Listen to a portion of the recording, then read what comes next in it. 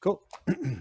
Hey, welcome everybody back to Sustainax. This one is called, what's it called? Stylish Sustainability. And then we're going to talk about the unintended consequences of some knee-jerk legislation that you would think wouldn't happen. But it's kind of disturbing, but a little bit humorous to me is the story. I don't know if either one of you two read that story or not yet, but I thought it was. Emma?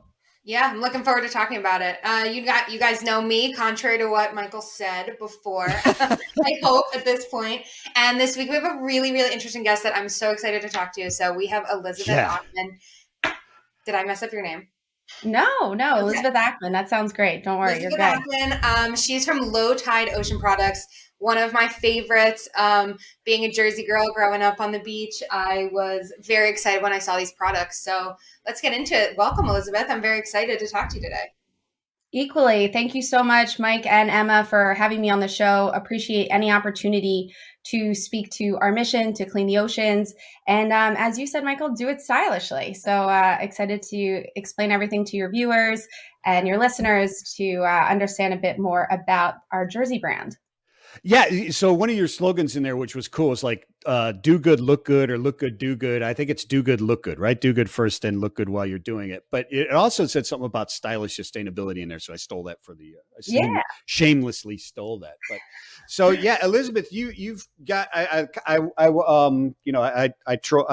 kind of investigated you on LinkedIn for a minute, but nothing that you didn't put out there. So just looking at your background and just to see if there was, how you came to be at LowTide. So, and we're going to get into all of everything that LowTide is doing because I absolutely love it.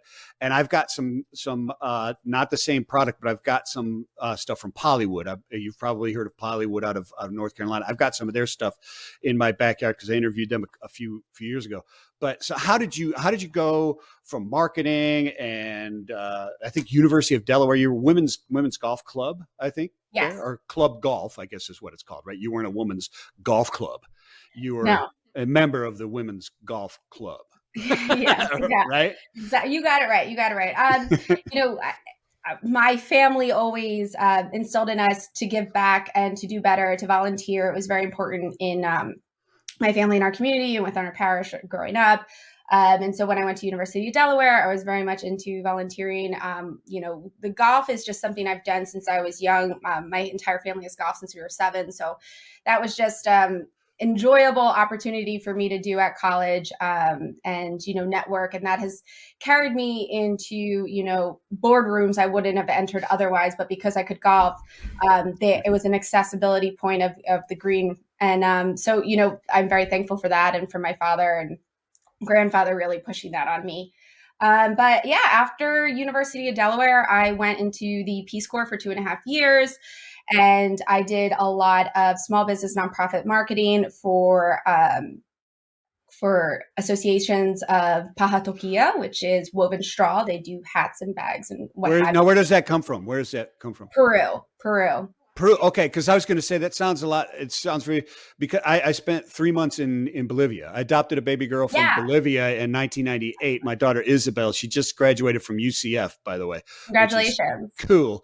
But yeah, so yeah, and Lake Titicaca they did that is what they did that, and they actually made platforms that they lived on. Yes, Emma, I've been there. Have you been there?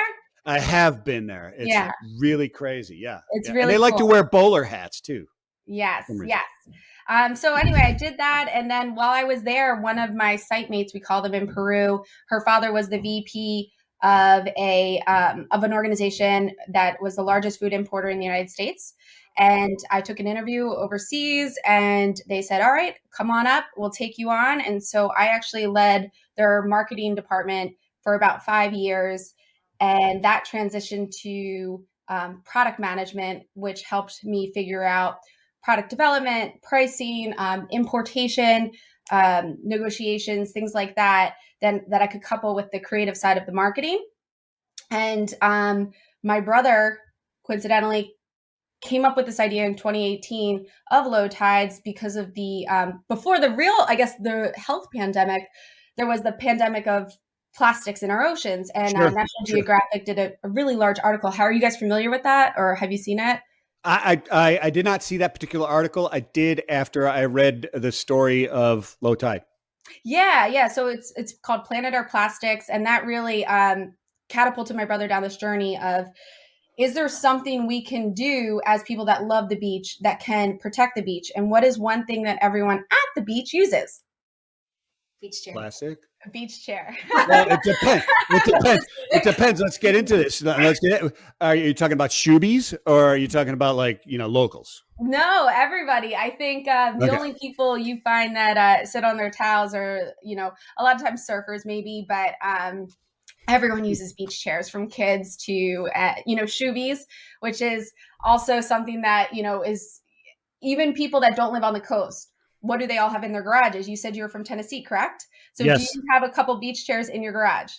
Of course. Exactly. Yes. It's a uniting product that is a massive industry, a sleeping giant that, really hasn't had any reason to change. And so, my brother Brenton Hutchinson, he came up with this idea. And then in 2019, my second child was born, and it was, traveling got too much with her and her schedule, and then my oldest as well. So he was like, you know what? Why don't you join me? You have all the skills that can kind of make this turnkey and work with me. And so it's been a great journey working with Brenton. We get along great, and it's been such a passion of ours. That's so cool. So your main product is beach chairs, but you do have a line of like a bunch of other stuff as well, including towels, if I'm not mistaken, right? Correct. So Brenton started with the beach chair. He has gone to all these communities to view the collection of the plastic from the beaches, shores, and bays. And we expanded into other products because the goal is ocean products, LowTides ocean products, so ocean gear. The towels are my favorite thing as a mom of two. And I specifically looked up this technology that's really prevalent in Europe and Australia, because it's this quick dry, almost like ShamWow material that's poly that holds twice the amount of water, dries in half the time, is sand free.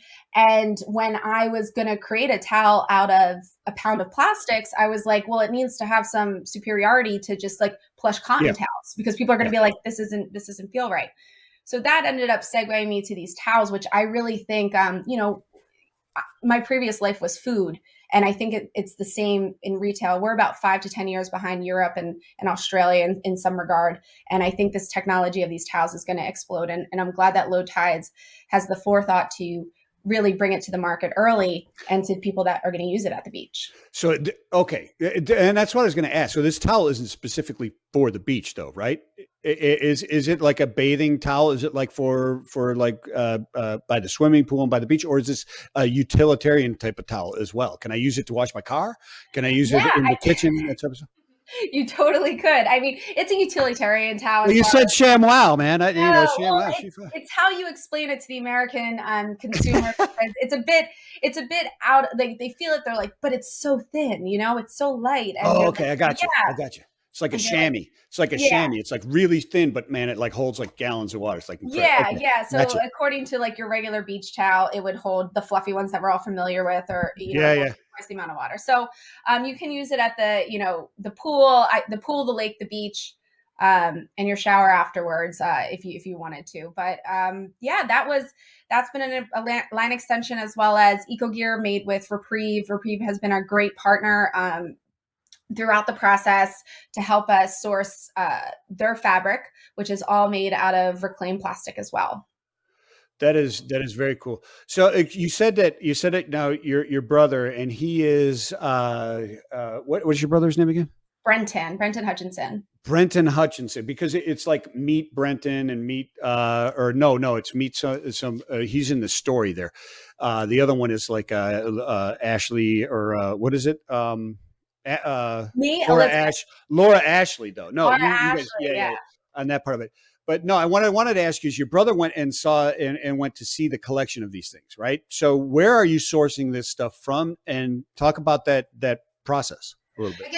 I guess I just wanted to clarify first. Like I know that you were saying this about the towels, but the cool thing about LowTides Ocean Products, I don't know if we've said this explicitly yet, but Okay. These chairs, this beach gear, and these towels are made from reclaimed, recycled, upcycled ocean plastics, right? I mean, that's what makes them so special, besides the really cool technology of the towels. Like, that's what makes these chairs something that is helping save the oceans, right? Exactly. And, our trademark slogan is sit back, save the ocean, right? So how can you sit in something and view the ocean and at the same time save it? And so all of our product line, LowTides Ocean Products, is made with upcycled or recycled plastics. And we have various partners that we've worked with through the years.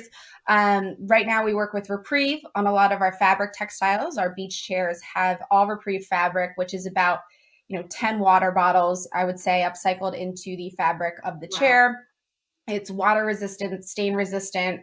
We do all these coatings to make sure your beach chair lasts longer. Mm-hmm. And then the actual plastic within our chair is upcycled ocean plastics. And that comes through our ocean plastics partner, OceanWorks. And we've worked with them now for 3 years, and they collect from Indonesia, the Yucatan Peninsula, and our first year we were collecting from Haiti as well. Wow. So it really depends on when you're ordering, where their collection's coming from, and the lower carbon footprint to get it to our manufacturer. And Brenton has been to these communities to see how they're collecting it sustainably. The local communities get paid as they're being collected, deposited to the plastic facility. Plastic facility then breaks it down. This is all on our website too, at lowtidesop.com. And you can see the transparency of the pellets and then get injected into the beach chair. So you're actually sourcing the plastics from and then sending it to your manufacturer, right? Like drop ship to your manufacturer, who then is cleaning it up and then processing it and then manufacturing whatever it is that you're going to use, the fabric that you're going to use within the chairs, et cetera, right? And there's different components to the chair too, right? I mean, it's not like it's recycled or reclaimed ocean plastic or upcycled, and then the rest of is just garbage. You talked about the fabrics that you're using, but also you're using aluminum, right? So you're not using like other plastic, but you're using aluminum that can be recycled 1 million times, right? Yes. Yeah. We use 100% aluminum. And, that's just to ensure the premium quality, the stability. We use stainless steel nuts and bolts. And that goes back to, buying something of quality, the longevity of the product, trying to rethink what everyone encounters at the beach, which a rusty beach chair everyone does encounter. So this past year, we included an entire stainless steel on all the nuts and bolts of the chair as well. That is awesome stuff. So what's the recyclability of one of your chairs? You're saying back into the system? If you yeah. What's the circularity? Yeah. You can just break it apart. I mean, aluminum. Anybody will come pick up aluminum, free aluminum, and you take apart the plastic, and then the only thing left is the polyester, which Reprieve has options to upcycle that as well. Sure, yeah, you can upcycle that into like Adidas tennis shoes or other tennis shoes and stuff like that, right? The polyester that comes out. The only reason I want to point that out is because there are people out there that just look for reasons to poke holes in certain things, and there are people that are out there that are upcycling, recycling things, but once they do it into their process, they go, "Oh, we use recycled material," but now that recycled material you can't do it anymore because they've contaminated or they've done something with it that it can't be separated, and now you just got this stuff that can't. And it's excellent because you guys are not doing that. It is something that's going in, you're recycling, you're pulling out there, but then you're putting it into a circular plastics economy, right? Well, you try. It's hard. We have people that reach out and are like, we want to ship it back. And we're still a small business. There's only so much we can do. So it's ironic you asked that, because that's a good point, because Brenton recently made a video of like, this is how you recycle your chair. Should you want to recycle it? Sure. But that also deep dives into the question of like, if you do anything, you're not doing enough. So that goes back to what you were saying with, Rosie in a previous podcast, which I absolutely loved, a UK artist that does, her artwork is out of ocean plastics. Like, it's the little changes you can make. Okay, I can do this. Okay, I can do this. And if someone stops you to poke a hole and say, well, I would buy your recycled beach chair, but then I can't recycle it. You're like, okay, so what are you going to buy then? There's only one other It's option, the which is $5 one motorcycles. right. Yeah, no, you're exactly right. You Right. can't. If you're waiting to be perfect, you're never going to get anything done. If all of us try it hard and do it halfway perfect, the difference would be huge. And that's what Rosie was saying is too. And I echo that sentiment. And obviously, you do too. I agree with you. That is tremendous stuff. And also, theoretically, the longevity of the chair should speak for itself. I mean, you shouldn't need to. This isn't a product that you're recycling every other day. I mean, you're buying a chair that's going to stick with you for your lifetime, and hopefully longer. I still use. I mean, chairs essentially, because of the exposure to the elements and things like that, to be frank, is like 5 to 10 years, right? So like everybody has a beach chair about 5 to 10 years. And when it goes back to, the price point and what the materials are made out of, you can easily spend the value of one chair out to dinner with your friend or significant other at the same night. And that's one night. And that takes up how much of, waste and things like that. So, it's all about what people measure. And the goal is to just educate people that when you have two options, to look at it as an opportunity to do better and that everyone can be the change to cleaner tides, right? Little things add up, and that's the goal. Right. So let me ask you this, Elizabeth, because you have a marketing background and you went into the Peace Corps and did marketing in the Peace Corps, which shocks me because my knowledge of the Peace Corps was the old Tom Hanks movie Volunteers, which you guys probably don't remember because it was a long time ago, and Shallow Hell. Which is like they go there and they're like digging mud pits and making mud houses, I think, as Peace Corps. But so it's interesting there's marketing. But like you said, if you have two options, do the right thing, live intentionally, right? And there's studies that say 74% of people, if they have that option and one is recycled or is doing something along the lines of an ESG or a sustainability type of thing or good for the planet, they're going to buy that over the other one, right?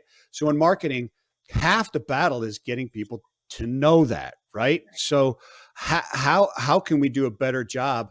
And that's our mission. That's one of the missions that Emma and I are on, is to make that happen, is to connect people like yourself with people who want to know it, but they don't, right? So how do we overcome that? What's the best medium to do that? So it's been an arduous journey to educate consumers, beginning with our Kickstarter campaign. And that was really focused on the sustainable but stylish whole angle, which is lead with the difference we're making. To date, we've pulled 24,000 pounds of plastic from entering our oceans. Whoa, nice.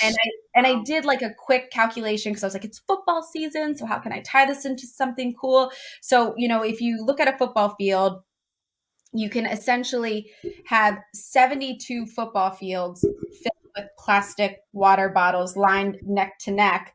And that would be the amount of plastic we've pulled in just, 3 seasons.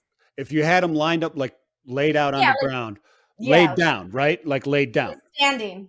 Oh, standing. Standing up, it would cover the surface of 72 football fields. Correct. Wow. So I thought that was interesting and topical, but it's hard to, again, educate people if you just say, 24,000 pounds. They're like, well, what's that? And that goes back to something tangible. How many water bottles are in a shirt? How many water bottles are in a towel? How many water bottles are in our beach pack that attaches to our chair? That's all made from reprieve fabric as well. So everything's recycled.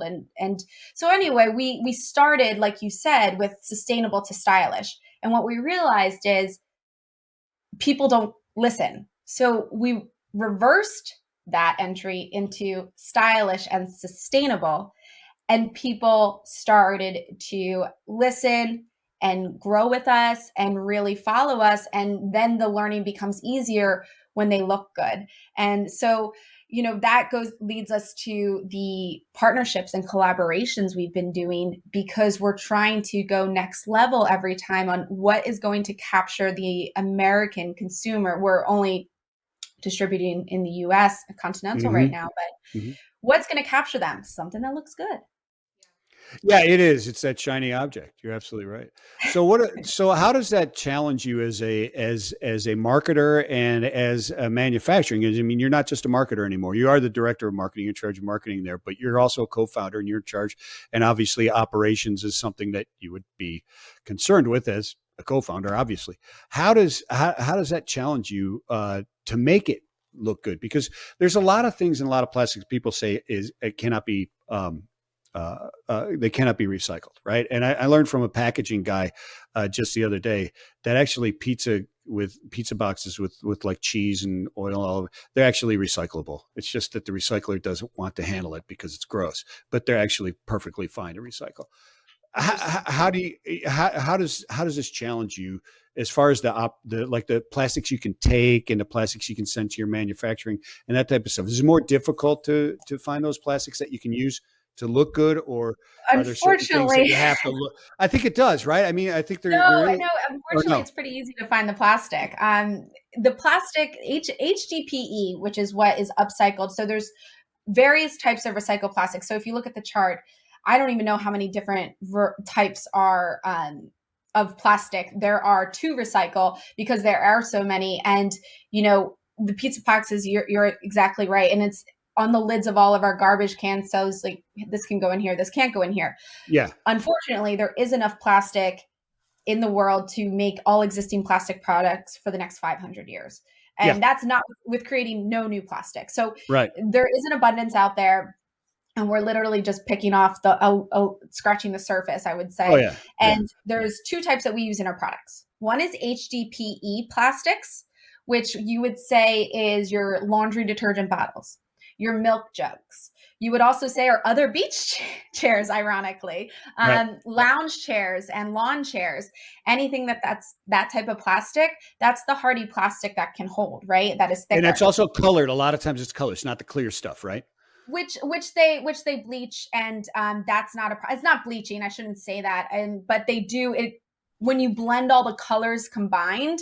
It's a gray, and then you just dye it. So the natural color was on our chairs for 2 years. And if you, and I think there's still some sandbars on the website, which are on sale right now. You can check out at lowtidesop.com.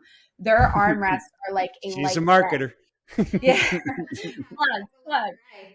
Yeah. So, and then we went ahead this year and dyed it a faux wood color and added a wood grain into the mold so that it looks a little bit more upscale. But basically, all the plastic becomes like a grayish color, and we just change it. And then you just dye it, right? And then you do that.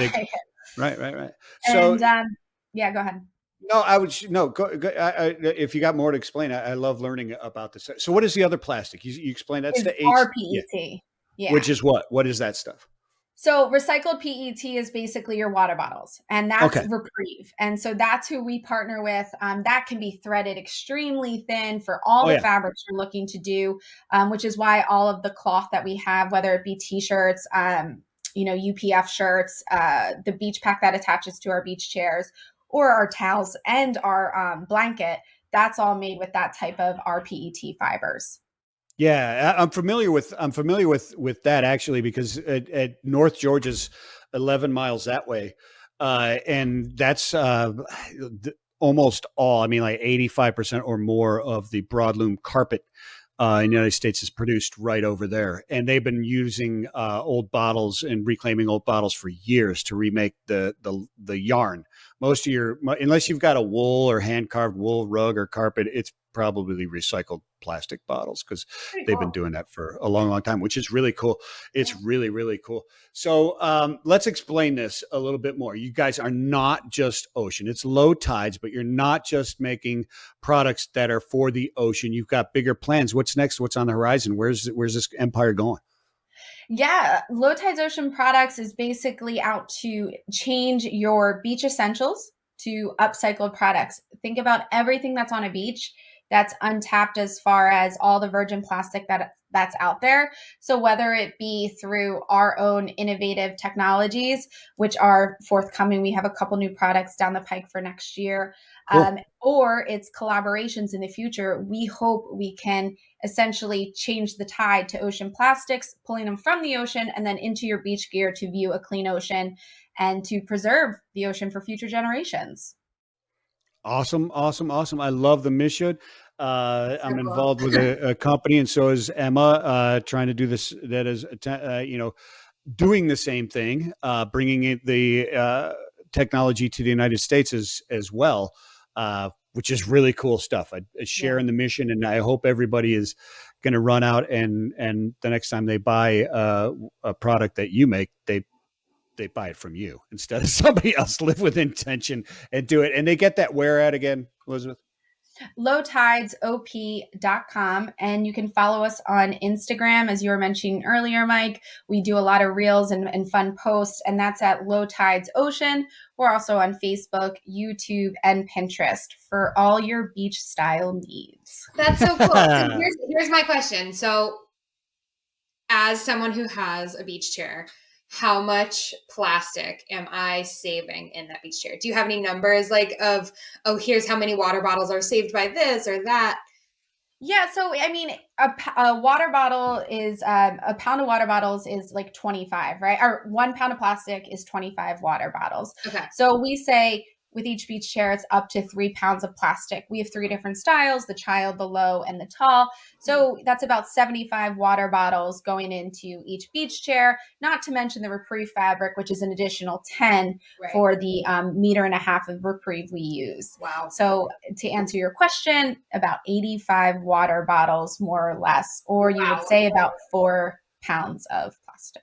That's amazing. That's very cool. And then the towels are about 24 water bottles, I believe. It's 1 pound. Yes. Yeah.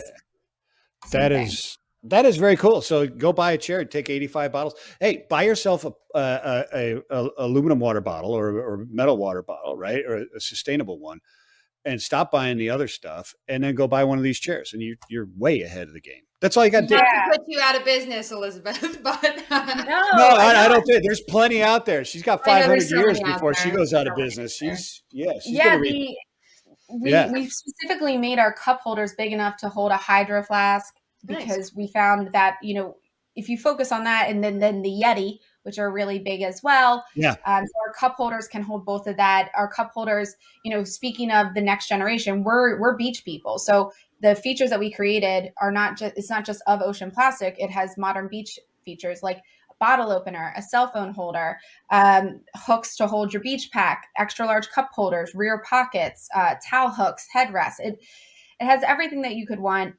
And what the more is that it's good for the environment. So cool. I love it. So what is the number one thing that a Shoeby does and or wears that would that identifies them as a Shoeby? Well, I think Emma can say to this better. She's a true local, which she can throw a stone and hit the water. But we used to call them bennies, though. I think Shoeby is more of like a South Jersey, Philly thing. It is, but we used to call them bennies. But bennies, I think, stands for Brooklyn, Elizabeth, Newark, New York, which is like you're coming in from one of these places for a trip to the beach. And I think Shoeby is more of like someone that wears their sneakers on the beach. So that's what I would think in the modern sneaker era. Yeah. However, Shoobies first came about because people would put their lunches in shoes because they would go all day to the beach because they couldn't go home for the beach, right? So, but a clear attribute of someone that's a Shoobie would be, the sandals with the socks. Sandals with the socks. I looked it up because it says on your website, it talks about Shoobies and it just says Google it. So I figured I would Google it. So and that was the first one. Black socks with sandals. I'm not a Shoobie. I didn't grow up on the ocean beach, but I grew up on the beaches of Lake Erie. Beautiful. So yeah. And then I lived in South Florida for about 8 years in Naples. So I do understand the ocean and I absolutely love it. So, hey, we're going to talk about something else that's New Jersey. You guys are both New Jersey. Well, you're New Jersey now, Elizabeth, I guess, or you were Delaware before, right? And now you're. I was only at Delaware for 4 years in college, but I love Delaware. Okay. So you were Jersey originally too, like growing up? Yes. Yeah. I grew up right around. My parents still live 5 minutes from where I am right now. So. Very home. cool.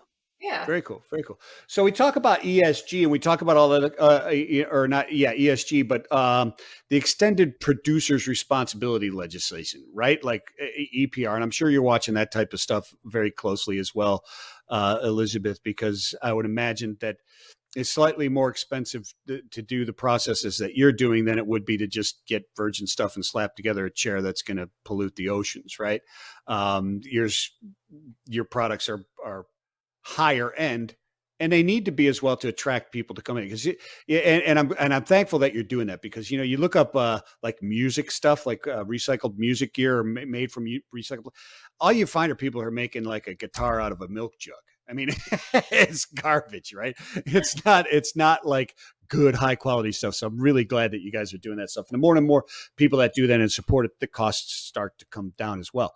But then there's legislation, and sometimes legislation is good and sometimes legislation is bad. And I'm reading this article from Fox News about New Jersey lawmakers considering changing their plastic bag ban because reusable bags are becoming a problem. Did you guys read this? Have you seen this thing?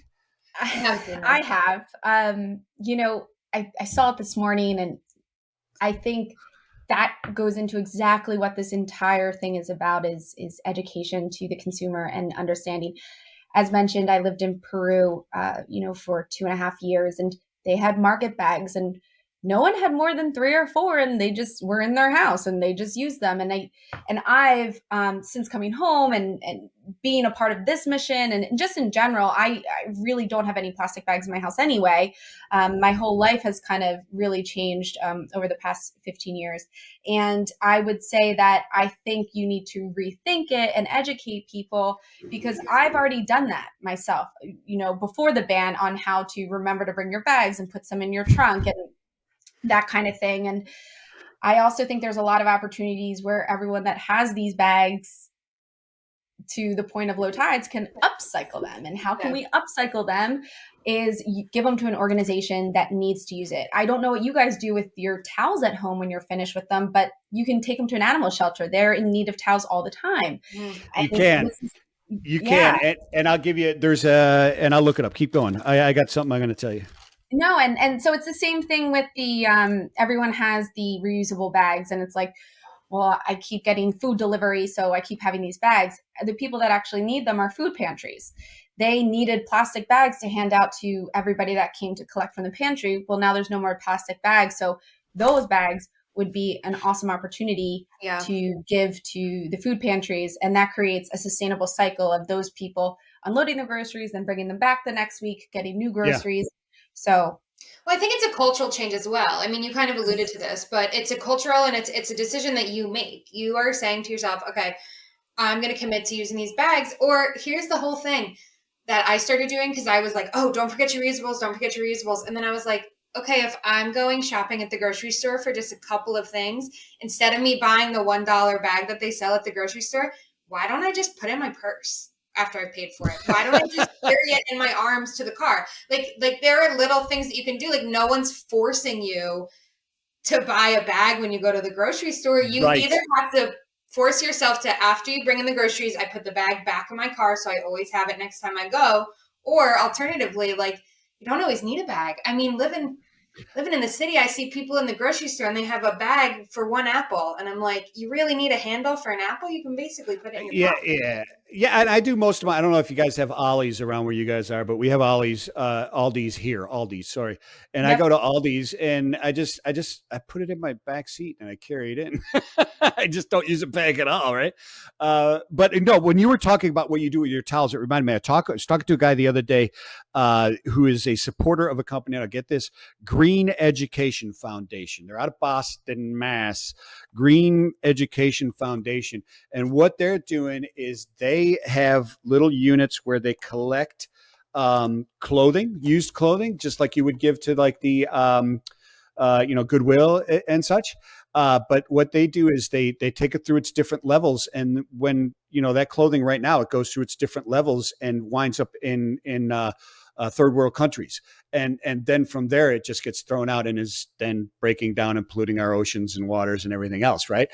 Because of the polyesters and everything in it. What they do is it goes down to that level, but they are supporting through their funds the reclamation of those in the third world countries, and they're turning it into insulation and other products. So check those guys out. They're growing and they're doing a good thing from a slightly different angle that people don't think about. They think about water bottles, but they don't think about clothing being plastic.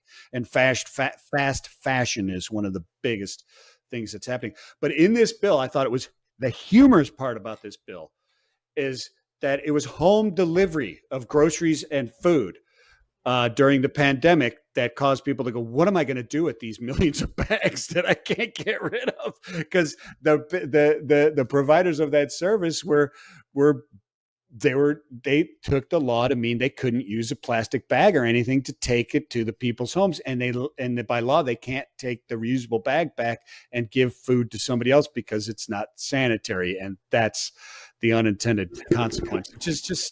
It's crazy. I mean, Emma, I don't know, Elizabeth, you were listening to our podcast before, and I encourage everybody to go back just because they're so incredibly awesome.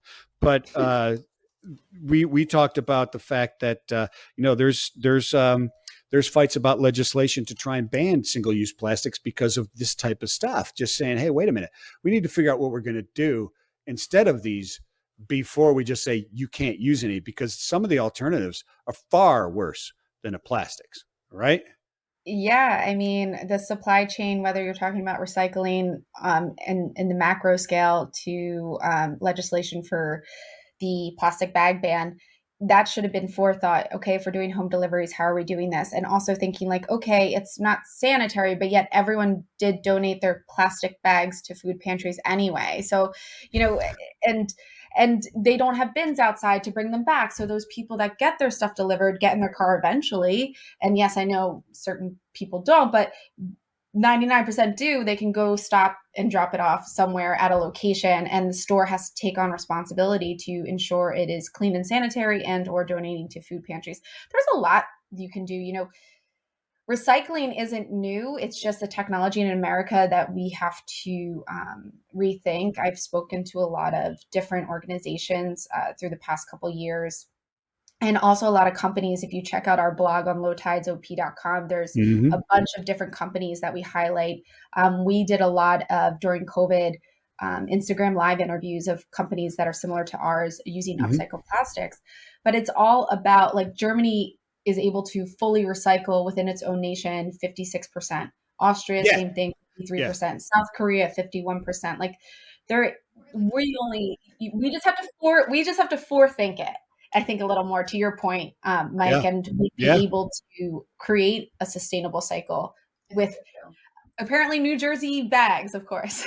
Yeah. Well, I think that the enemy is the lack of infrastructure that allows us to use these things. I mean, there are people with disabilities who can't go to the grocery store that need grocery delivery or food delivery. There are people who, might have issues with sanitation, but if we had the forethought and we thought these things through and we're like, okay, well, here's the issues that are going to arise. Let's make a plan before these issues arise, and we have to backpedal and then lose respect of the people who, we're supposed to be protecting and representing. I mean, there has to be some sort of, there's so many smart people out there doing such cool things.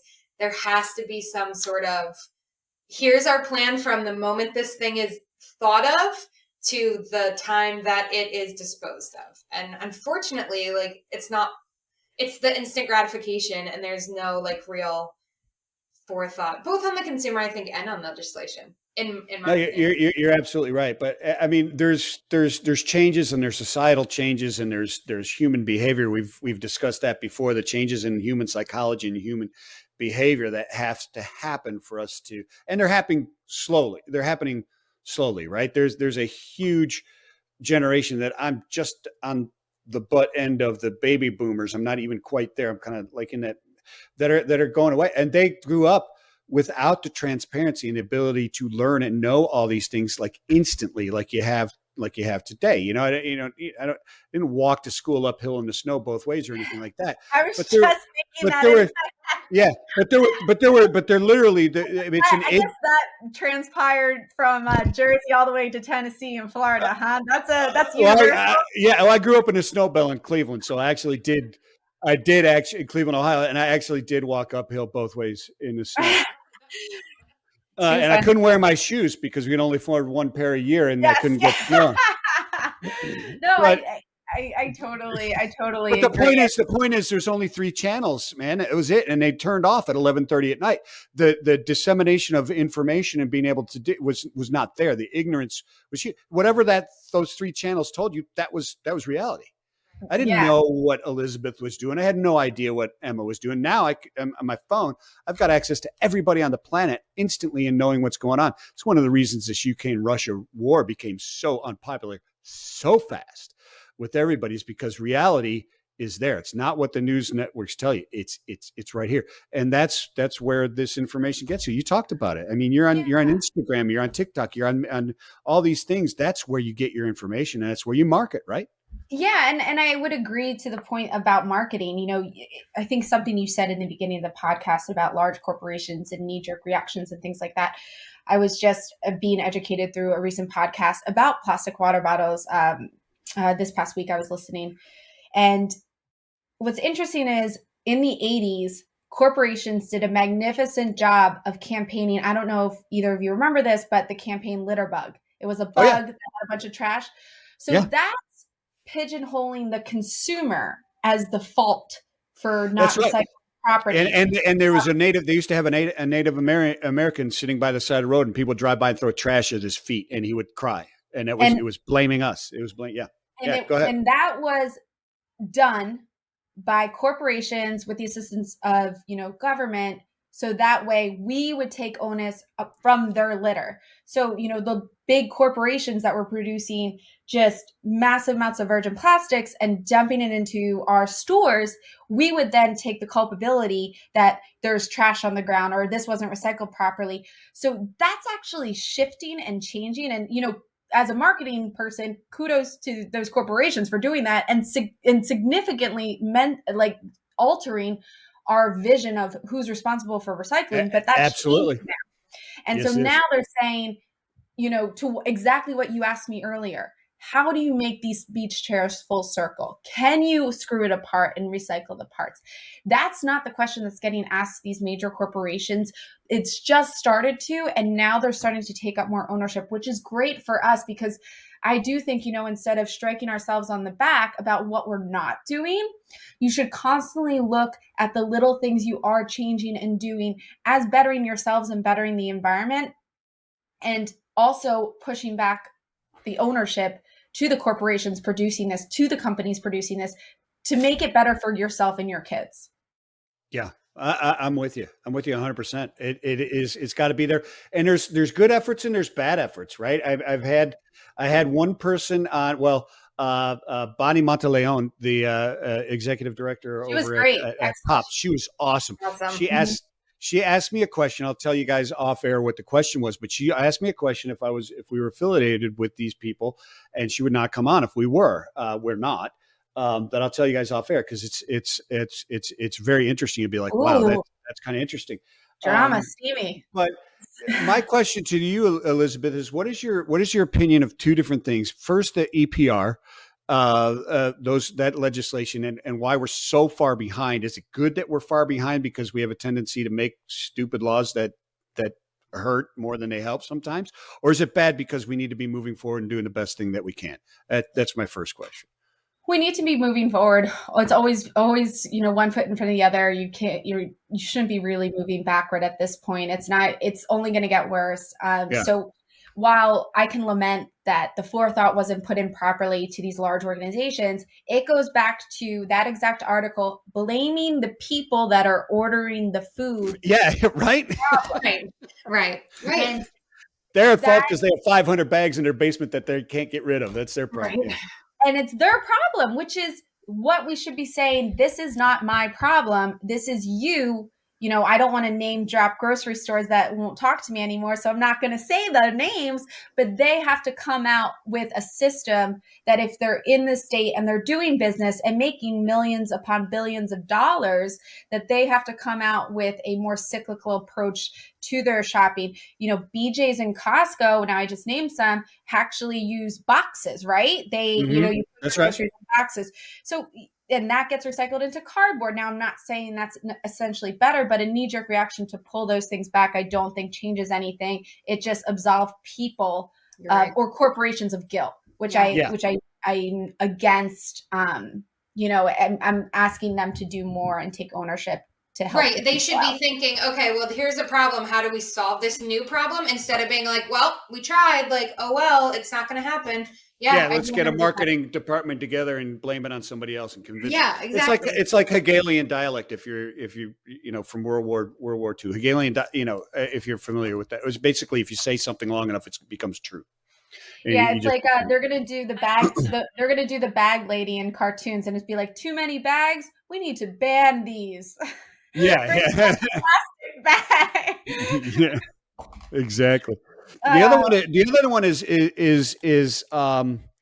the rampant seeming. I mean, it's not rampant, but it seems to be. But just greenwashing lawsuits and its effect on people who are trying to do the right thing, but maybe they're not because. I'd like to hear your. Yeah, I have my own opinion. I don't want to sway yours, and not that you're a weak person, and I could, but I'd rather hear yours first. What your I opinion?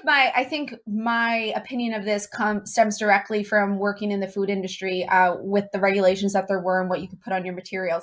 Turns out all natural you can put on anything. Yeah. Literally anything, there's no regulation behind. So keep that in mind when I give my opinion about greenwashing. You can say what you want, but at some point someone's going to make you back it up, whether it be a consumer writing in, whether you're on a podcast and you say something wrong, whether you're you strike it on some TV show and someone cuts you down, or you're in an interview. So to that point, I think you can get away with a lot. One of Mm-hmm. Brenton's biggest things in doing LowTides was going to the communities, going to the facility to make sure everything was as it said it was doing. So nothing got greenwashed. We have certifications from our suppliers that literally say, you pulled this. This is your guaranteed impact metrics report for the recent purchase order. And we have Yep. that for Reprieve and whatnot. So we have people reach out for that and ask Sure us they those. do. Sure they do. Yeah. Yeah. How do I think that affects other people that are dipping their toes in and maybe exaggerating? I'd rather have them exaggerate on how much they recycle than not recycling at all. Yeah. See Or that? Yeah, I'm with you. I hard. don't. Yeah, Something's it's better than nothing. Yeah, and I'm not saying that they should lie or misconstrue it, but I definitely, if you're doing enough research and someone says this is a recycled bathing suit, if this is this is made out of recycled product or whatever, you should have some credibility looked into it to make sure you're Well, correct. be prepared for someone to say, "All right, put your money where your mouth is. Let's go." Like, what are you actually doing? I mean, but a lot of that. And I agree with that. I don't disagree with what you're saying, but it's the ability and it's a whole other conversation. Be prepared to defend yourself, but the other end of it is that you don't get to if you prove yourself right, you don't get to recoup those costs of proving yourself right. So you're screwed either way, even if you are. I don't like the ones that are obviously trying to just get money, right? And they're borderline baloney, right? I mean, I think it was Coke that got in trouble because they put green on one of their labels because it was like a natural sweetener, and they said, well, that means it's green and you can recycle it better and stuff. And they got sued. They lost like $12 million. It wasn't a big amount, but still, it's like, come on, man. I don't think LowTides can be real happy about getting sued for $12 million. That would not be cool. And you find that in the bigger ones. You find that Yeah. greenwashing is a bigger brand, but I do think it makes people hesitant to go into recycled products or to believe. That's what I'm saying. I'm saying we could be doing more poorly, which would be a huge improvement. But people are going to go, well, hell, if I try and I screw something up ignorantly, I'm not doing anything nefarious. I have to defend myself, and I can afford that. So how many companies are out there just not doing anything because they don't have to yet? Mm-hmm. Yeah, exactly. Listen, they're not going to do it if they don't have to because of the legality dangers are too high, right? Exactly. And I think, the part of me that I always try to say is that, no, they shouldn't be doing this. As a small business, that's blood, sweat, and tears, a lot of investment, whether it's time, money, making mistakes and correcting them. This has taken my heart and soul, as well as my brother's, I know, into building this company. And so when you see people like Coke putting green on something, it reminds me of when, whoever we worked with would put all natural on something else, like, well, this won't harm anybody. And in reality, it is. creates again, an education problem with our consumers that discredit Coke. So who is this LowTides? How could they be anybody? And how could they do all this? So that's why and we're then a distrust of the people transparent. that are actually doing what's right. Because Yeah. if anybody can greenwash, then everybody might. So I then agree. I don't try, disagree. you know? Yeah. Yeah. Yeah, so that's why I always say, like, you can go on our website, you can check our transparency, www.lowtidesop.com. We try to make sure that everybody feels good when they're saving the ocean and knows that we're doing the best we can to make a difference for future generations. I love it. Let's just end right there. This